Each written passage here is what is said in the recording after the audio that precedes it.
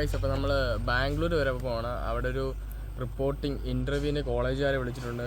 അപ്പം അങ്ങോട്ടം വരെ പോകണം. അപ്പോൾ നമ്മൾ ബാംഗ്ലൂർ പോകുന്നതിന് മുന്നേ നമുക്കാണെങ്കിൽ ബാങ്ക് വരെ ഒന്ന് പോകണമായിരുന്നു. കുറച്ച് കാശ് അക്കൗണ്ടിലിടാനുണ്ടായിരുന്നു. അപ്പോൾ നമ്മൾ ജിൻ്റെ ബോഡി ഫ്രണ്ട് നമ്മളാണ്ട് ഒരുങ്ങിയിട്ടാണെങ്കിൽ തിരിച്ച് നമ്മുടെ കടയിൽ വന്നിട്ടുണ്ട്. നമ്മുടെ കടയിൽ നിന്നാണ് നമ്മളെല്ലാവരും പോകുന്നത്.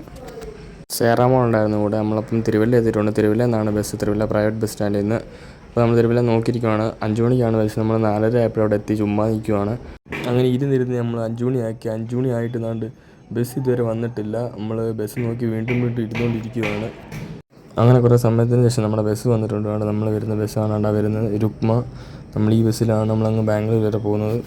അപ്പോൾ നമുക്ക് ടിക്കറ്റൊക്കെ കാണിച്ച് നമ്മൾ ബസ്സിൻ്റെ അകത്ത് കയറിയിട്ടുണ്ട്. അപ്പോൾ നമ്മൾ പുറത്താണെങ്കിൽ സുബിന്, അമ്മ എല്ലാവരും നമ്മളെ കൊണ്ടുവിടാൻ വേണ്ടി വന്നതാണ്.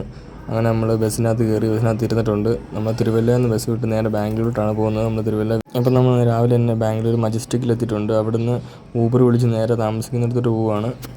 അങ്ങനെ നമ്മൾ താമസിക്കുന്നിടത്ത് എത്തിയിട്ടുണ്ട്. അവിടെ എത്തി നമ്മൾ ഊബറുകാരെ നേരെ തിരിച്ചു പോവുകയാണ്. നമ്മൾ മണ്ടയ്ക്ക് താമസിക്കുന്നത്, താഴെയാണ് നമ്മൾ മണ്ടയ്ക്ക് താമസിക്കുന്നത്. അപ്പോൾ ഇന്ന് ഇത്രേ ഉള്ളൂ ഗൈസ്. Okay, bye guys.